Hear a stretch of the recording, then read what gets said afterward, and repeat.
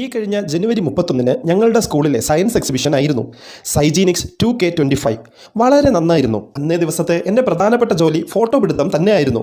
അങ്ങനെ ഞാൻ ഫോട്ടോ എടുക്കുന്നതിനിടയിലാണ് ഈ ഒരു കാര്യം ശ്രദ്ധിച്ചത്. മറ്റൊരു സ്കൂളിൽ നിന്നും ഞങ്ങളുടെ സ്കൂളിലേക്ക് എക്സിബിഷൻ കാണാൻ വന്ന ഈ കുട്ടികളിൽ എൻ്റെ ശ്രദ്ധ വല്ലാതെ ആകർഷിച്ചു. മറ്റുള്ളവരിൽ നിന്നും വളരെ വ്യത്യസ്തമായി അവർ ഓരോ എക്സിബിറ്റുകൾ കാണുകയും ചോദിച്ച് കാര്യങ്ങൾ മനസ്സിലാക്കുകയും വളരെ സൂക്ഷ്മതയോടെ ഒരു നോട്ട്ബുക്കിൽ അതെല്ലാം കുറിക്കുകയും ചെയ്യുന്നു.